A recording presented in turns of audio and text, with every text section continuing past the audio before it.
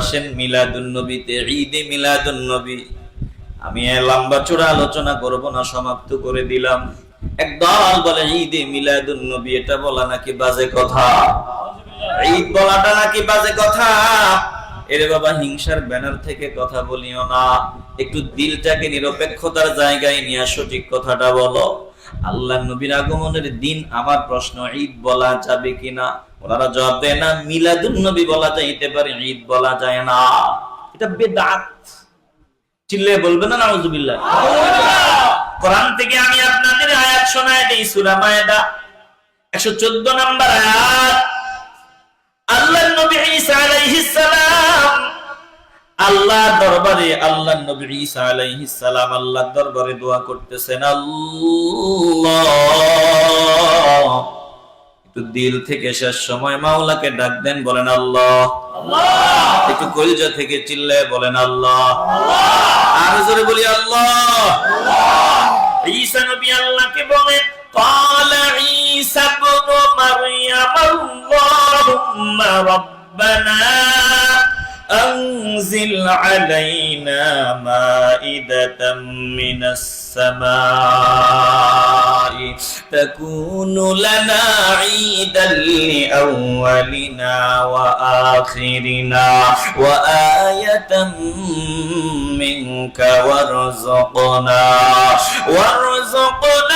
وأنت خير الرازقين।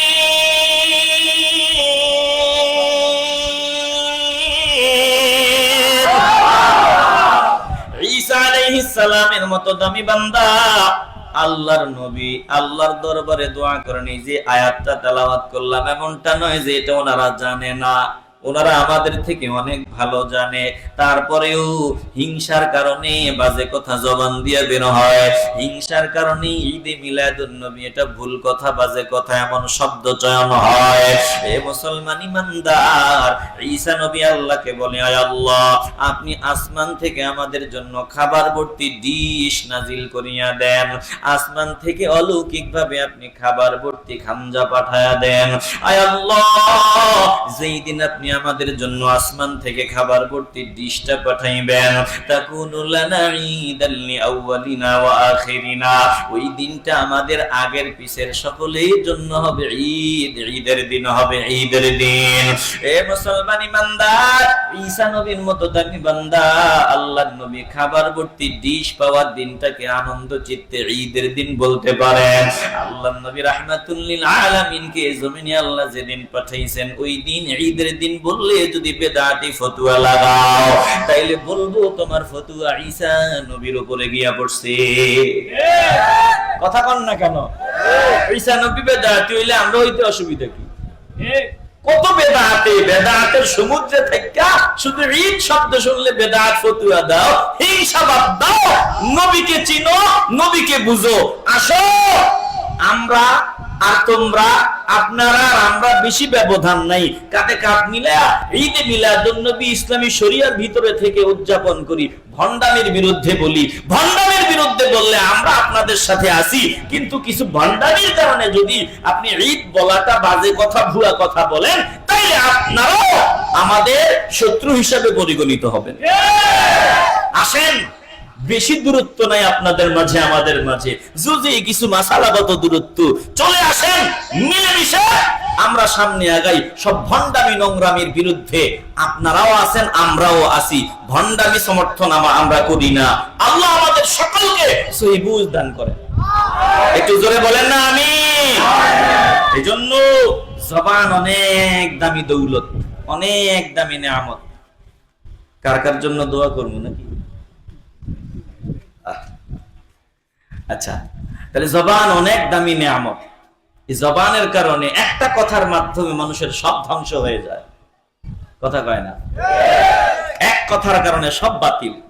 ধরেন আপনি বিয়ে করছেন 30 বছর, যদি হিংসার কারণে, মেজাজ গরমের কারণে, বিভিন্ন কারণে আপনি যদি আপনার বউরে 3টা তালাক দিয়ে দেন, এই জবান দিয়া কথা একটা কইছেন, 40 বছরের সব মুহূর্তের মধ্যে ধ্বংস হয়ে গেছে। কথা কয় না? এজন্য খুব সাবধান। জবান অনেক দামি নেয়ামত, আমরা জবানকে হেফাজত করি। আল্লাহ নবীর শানমান বুঝার চেষ্টা করি। আমাদের শেষ স্লোগান, আমরা মিলাদুন নবী জানবো, মিলাদুন নবী জানবো। এই যে আমরা জানছি না, মিলাদুন নবীর মাসে ঈদে মিলাদুন নবীতে আমরা নবীর মিলাদের আলোচনা জানছি না, যে জানার তো কোনো শেষ নাই। মিলাদুন নবী আমরা জানার মাধ্যমে উদযাপন করব, আর সিরাতুন নবী আমরা মেনে চলবো।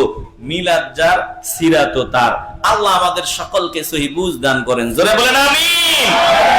এ ভাইরা, এই মাহফিলটা হওয়াতে আপনারা কে কে বেজার একটু হাত উঠান দেখি।